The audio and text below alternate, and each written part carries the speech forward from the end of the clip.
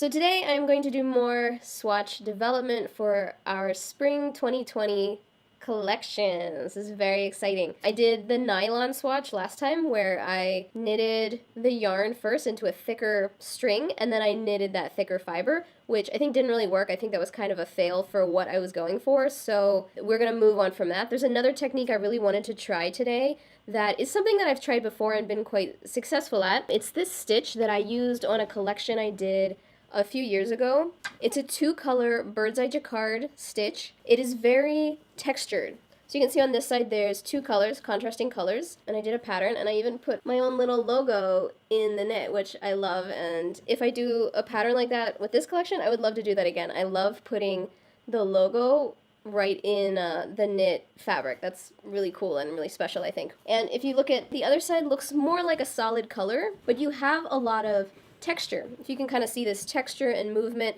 and it's a bit of a structured fabric, and what makes it structured is the elastic fiber. The cream colored yarn is 50% cotton, 50% merino wool, and the black yarn is actually a super elastic yarn, and that's what gives it all of this texture on the surface of both sides.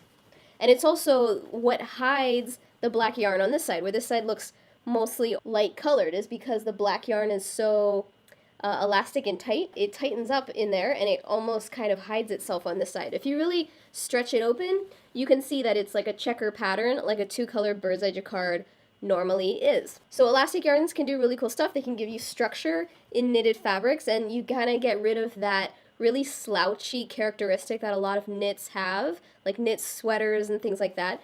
Which I love, kind of creating these new ideas of what knitwear can do. So this black yarn this is basically what it is. This is a purple version, but it's a super, you can see this, it's a super elastic yarn, like super elastic. And that's what the black yarn is. I also have a second example here. I designed both of these jackets. I did some reversible collections when I lived in Shanghai a few years ago, and I worked with a little workshop in Shanghai that made they made the samples and they made the production for me. So these garments were not made on this machine, and these are about, I think these are about a 12 gauge. So it's going to be a little bit different, and that's why I'm not really sure how it's going to work out on a 7 gauge machine. It's going to be different. But the same concept here is where on the one side I did contrasting colors, black and white. The black yarn is 100% cotton, and the white is the same like the purple. This white yarn is super stretchy, elastic nylon. So that's one side, and you can also kind of, let's see, it's quite stretchy. And then the other side of this jacket, it's less white anyway. It looks more like a solid color, especially from far away, and you just kind of get this really nice texture. Can you kind of see this texture that's going on all over this jacket? It's really cool. And you can kind of see it's a very structured fabric. I love doing structured knits. It's really cool. That's the concept roughly that we're trying to do, but we're going to do it on a 7 gauge machine with slightly different yarns. I have here a 100% bamboo viscose. For spring, I think this is a little bit better than obviously something with wool. We definitely don't want wool for a spring collection. This is 100% bamboo, or we could also use something like 100% cotton. 100% linen would be fine, something that has no stretch. So our one yarn has no stretch. That's going to be our bamboo viscose. And then I actually have a few options for stretch yarns to try. I'm going to try one or all three of them. I'm not sure which. This yarn is very similar to like the ones I had made in Shanghai.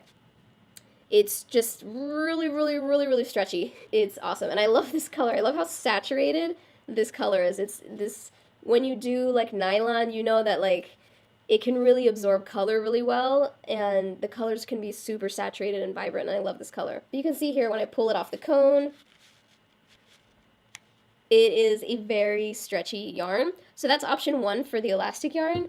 Second option I have, this one I definitely want to try. This is less stretchy, because I'm afraid the purple one might be a little too stretchy for a 7 gauge, and it's also kind of fine. This is a slightly chunkier yarn, and this is like a viscose stretch. It has limited stretch, definitely. You can kind of see that it's stretchy, but it's not like the full-on elastic. So that one I want to try, but that might work better, I think, even for a 7 gauge than the super duper elastic one. And the last one I have here, this is a cotton stretch, which is also, you know, good for spring. Hopefully it's pretty lightweight. It's a chunkier yarn as well. This is the chunkiest of the 3 elastic yarns. You can see on this one, this is probably the least stretchy and the chunkiest. I want to definitely try those first 2, and this might be the last option that I also want to try. I think I'm actually going to try the viscose first because this is the medium weight and it's also medium stretch. And then we can kind of see how this works and then go from either the stretch to the stretchier yarn or to the less stretchy yarn and kind of work our way from the middle in one direction or the other. So I'm setting up my yarn on the machine. I would like to just do something really simple, probably like a grid. All I want to see now is how these yarns knit and basically what they do when they're knitted together. So I think we're just going to do kind of like a grid, a really rough grid pattern. Here on these patterns you can see that this is kind of like a reptile inspired pattern, kind of architectural, just a grid square in the middle, and it kind of forms out into reptile pattern smaller onto the sides. And on this, actually this jacket was part of a spring collection because it's cotton, it's just cotton and nylon. This was inspired by like cocoon shapes and cocoons that butterflies make, so the pattern is not quite so geometrical as the reptile one, but you can kind of see it's just like these kind of like stripes, like more organic stripes kind of a thing. And I actually liked this. This worked out really well for the texture that it creates in this fabric. The texture came out really, really nice. We're just going to start with 20 needles. 20 needles. Let's start with the stretchy yarn because when we do cuffs and we do the starter, doing the stretchy yarn would probably be nice for the starting points of like the wrists and the hem so they don't bag out. Alright, so stretchy yarn, we're starting with the viscose stretch, medium weight and medium stretch yarn. I love this stitch, I adore this stitch, and this stitch has been probably my best-selling stitch as far as like garments go. Everybody loves to see this stitch and asks me how I did it all the time and how I developed it. And I've never really shared it publicly before, what the stitch was or how I did it. I just never wanted to take the time to share it. But now that I'm developing a whole collection and I really want to develop it and share it with you guys, the whole process, this is really important to basically share as much as I can in as much detail as I can. Sometimes it's difficult on video because of editing. I don't want the videos to be too long, and sometimes development can take a really long time when you're doing swatches and things like that. I'm trying to share as much as I possibly can in as much detail as I can in this collection because it's just fun to share, and I think that it's really interesting for you guys if you're curious how a Joe Schmo designer like me goes about designing a collection. This is basically it. And just for reference, I'm doing this in my house. I don't do this anywhere special. I have a setup with lights and things like that, and I have my machine, and I have a sewing machine, and I have all the bare basics of what I need to make a collection. This is really bare bones. I buy my yarn that I need to make the collection. Everything's very, very basic. So I'm casting on. I wish I had a smaller comb. Putting my comb in. It's maybe a next purchase I need to make is a tiny comb. Tiny comb for swatch development, because this comb is like way too long. Okay. So I got my weights. This is going to be good for balancing the comb underneath. Okay, maybe we just do it really even. So 3 down, 3 up, 3 down, 3 up, 3 down, 1, 2, 3, 3 up, 3 down. Okay, that's nice and even. So that's the front of our stitch. It's going to be kind of just like these squares, just to test out how the texture and how it all works together. Back bed is just going to be, we'll start with the first needle, every other needle, because that is what happens on the back of a bird's eye jacquard. That never changes. The back bed is just every other needle. This is a lot slower on this machine than on an auto machine, but for development it's sometimes good because you can actually think. And now we switch yarns, and now we're doing the bamboo viscose that has no stretch. So we also need the part buttons up. Going the other direction. I'm actually going to do this by hand because it's just a little bit easier without having to switch the bed back and forth, because now I have to switch it to this side because we have this yarn on this side. It's a small enough swatch that a lot of my bird's eye jacquard swatches, they're small, they're usually 20 needles by 20 rows is what I do. And same placement as the blue as before. Oh, we're alternating, the back rows though are changing to where the white was, because you want that alternating checker back. And This is definitely going to take some time. I'm going to do a few more rows. This is going to take a long time. So I'm going to cut the camera off in a second and come back when this is finished to show you guys how it turned out, basically. I'm going to finish this white row so you can kind of see what I'm doing.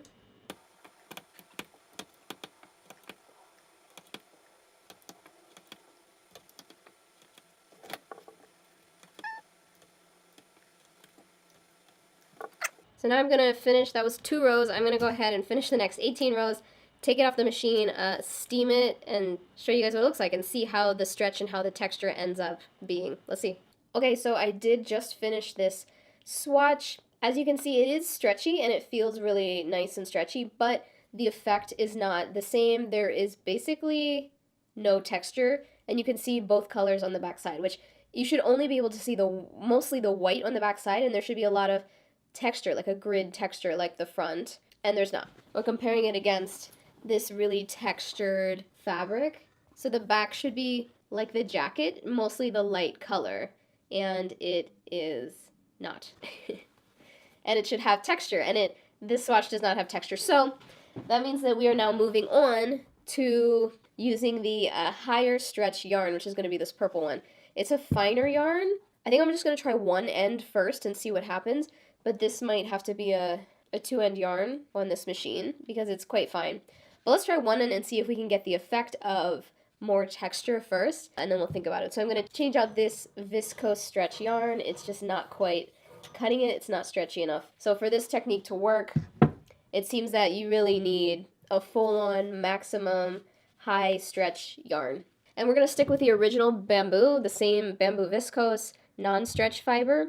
I'm going to start knitting this one, basically the exact same pattern. I'm just going to do a grid pattern. We want to see if it comes out with texture, mostly hiding the purple yarn on the back side. So I'll come back at you when I've got this one done, and then we'll kind of compare the two and see if this stitch has any potential on the 7-gauge machine.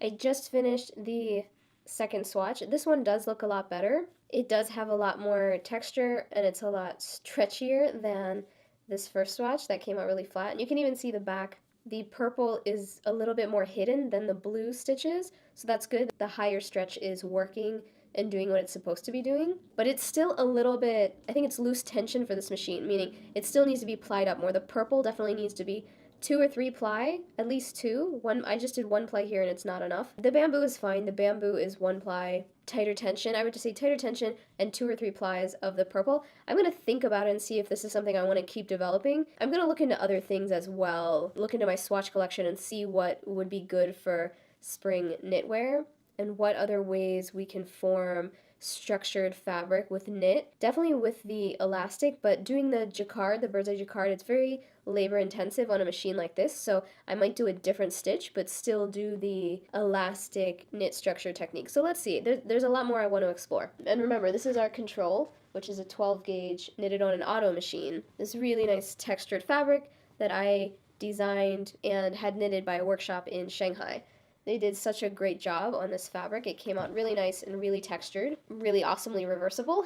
So that's what we're going for on this 7-gauge machine, and it's definitely going to take a lot more fiddling to get to a successful point that is really exactly like this, but on a chunkier gauge. We're going in the right direction. This purple yarn I actually got in Shanghai, and I don't know if I can find it here in the States or if I can order it, so that's another issue. If I want to continue developing this technique with any stitch, I need to figure out a good supplier that can supply me with the highly, highly elastic yarn. So we'll see. I might look into that a little bit more if it's something I'm still interested in, but I'm going to look at other avenues as well. It's exciting, and it's, again, it's a lot of failures, but you learn along the way and hopefully come up with some really nice fabrics at the end that are really, really special. Thanks for watching, and as always, let me know below what you think. Let me know if you have any questions about the development that I'm doing, or if you have any questions about development that you're doing.